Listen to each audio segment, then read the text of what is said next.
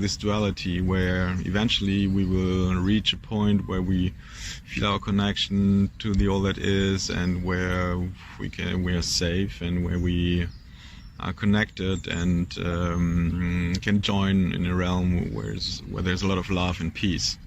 Yet I know that you said that on every realm of existence there's polarity, so I am wondering how this fits together. So how is polarity expressed in the higher realms?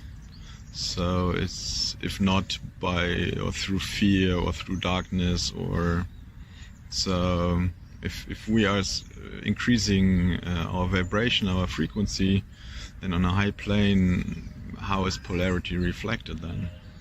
So thank you.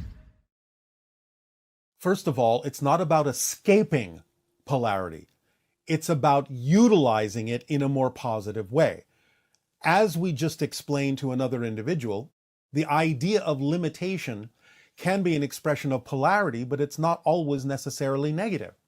So we can impose limitations upon ourselves in a positive way in order for us to make discoveries, surprises, experience the unexpected. That, in a sense, is a utilization of polarity in a positive way. But you don't escape it. You simply make choices that don't allow you to express polarity in a negative way. So yes, it exists on every level, but can be used in very positive ways, as I just described. Good day, Bashar. Good day. Thank you for this opportunity. Our passion and our pleasure to do so. What would you like to talk about? I would like to clear up a possible misinterpretation I have of something you said in a recent transmission. All right, let's do that. All right. I perceived you as saying that you would be perhaps the only or one of the only Sasani first contact specialists that would be vocally channeled in the future. No, I'm simply saying that I only come through this channel. There are other Sasani beings that can be connected with for a variety of reasons, whether it's about connecting to a first contact specialist or not. But I'm simply saying I am a first contact specialist, and this is the only channel I will come through. Okay, so there could be other. Does that clear it up?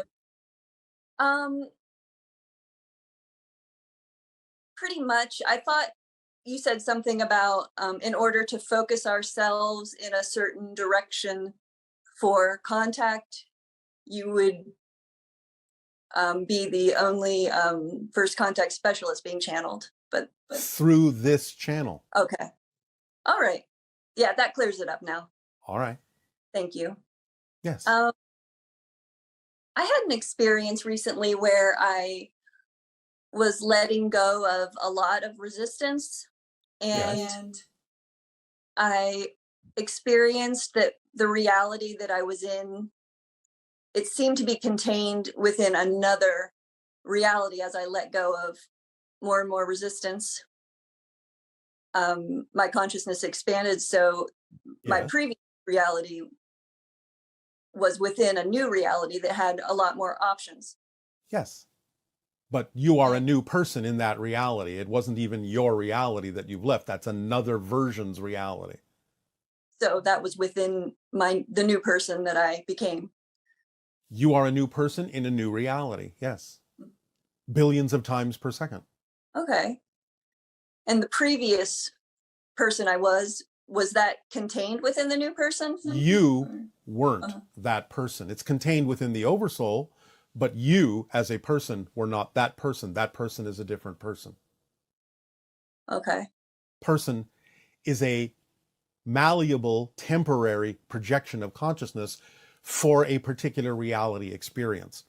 If you change your vibration, you become a new person in a new reality. A different person in a different reality. That doesn't mean the other one doesn't exist, but that's its own reality and its own person that your consciousness is no longer looking through the eyes of, so to speak. Okay. I wonder why it seemed like the old reality was within the new reality. You can look at it that way if you want, but if that concept confuses you, then it might be better for you to just keep them as separate realities. Oh, okay. Everything is within everything because everything is here and now. But again, if that's a confusing concept, you don't have to look at it that way. Okay. It wasn't really that confusing, but I like having both options. All right. If that provides the clarity you seek, then so be it. Mm-hmm. Remember, it's just about how you define things that work for you. Okay. Because everything is here and now.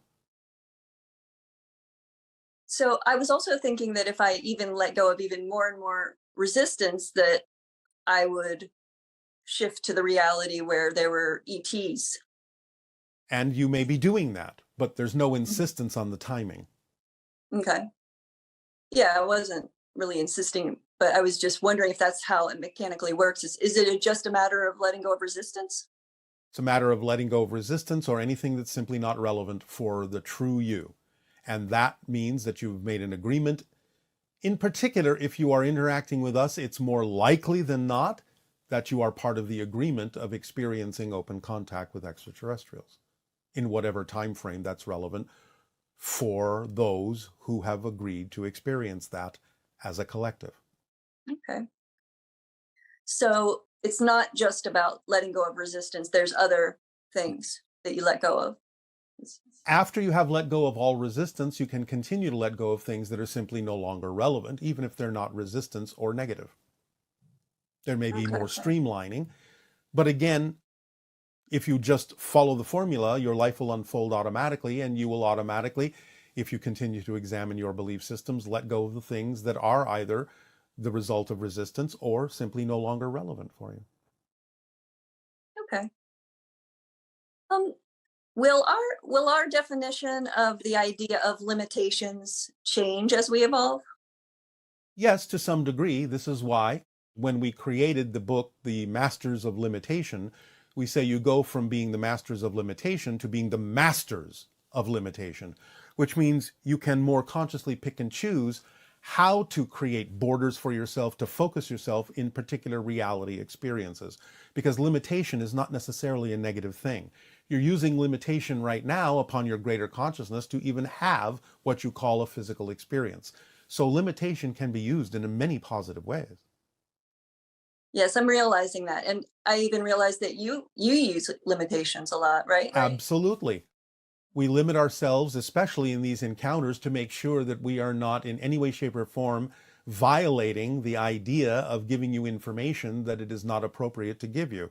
So we impose certain limitations upon our consciousness so that whatever it is we, shall we say, are not supposed to tell you, we simply will not have access to.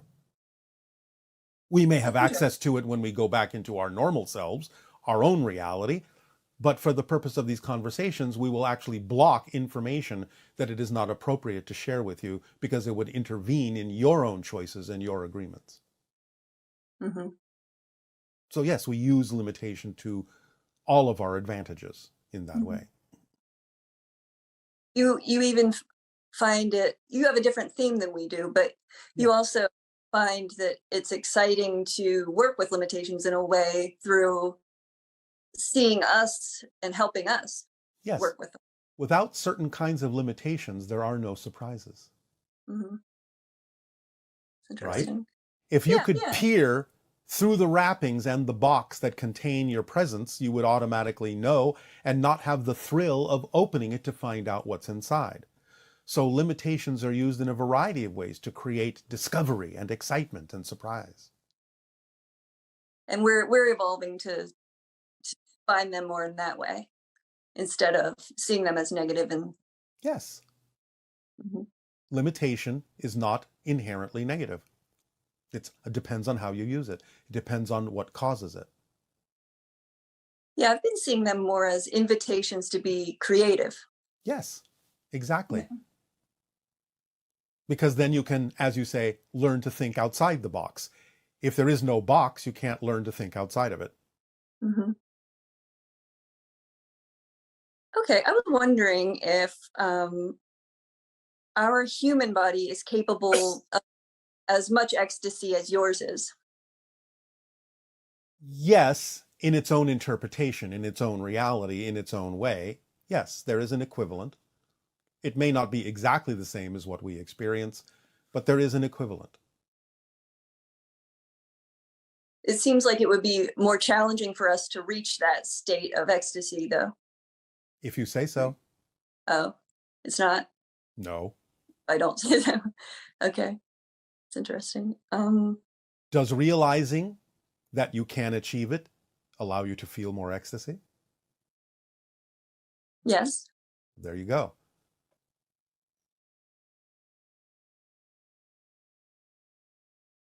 All right. I want to ask you about affirmations. Permission slips, yes.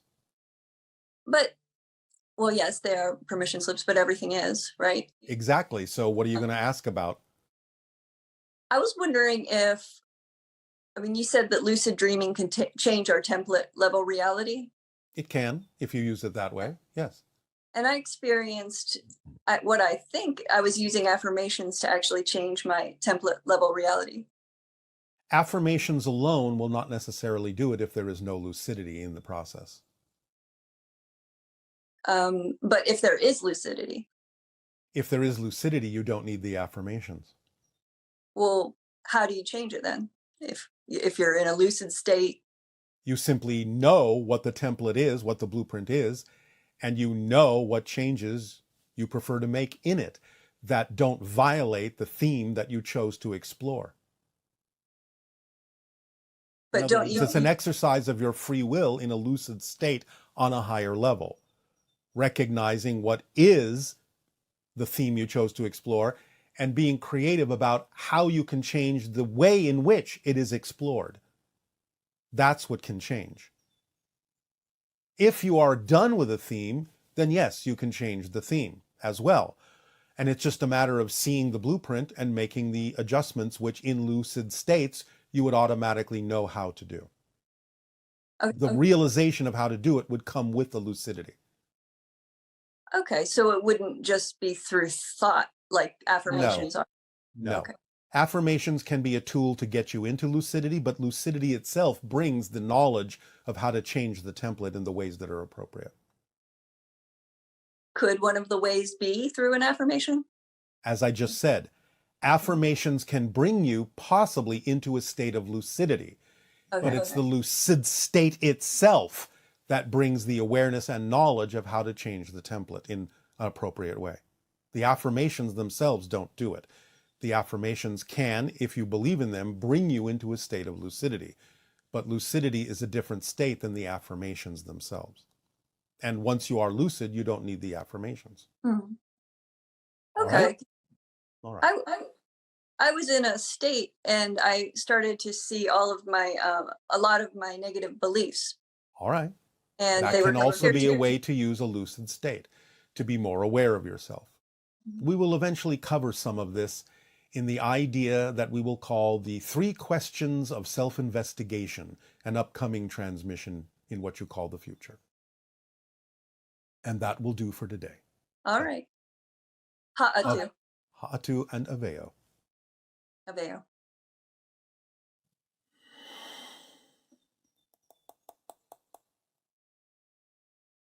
Hi, Bashar. Recently over Hawaii, we had a lenticular cloud formation. This type of cloud formation is very commonly perceived as a UFO by the contact community. Is there a way to utilize a formation like that to amplify our preparation for contact?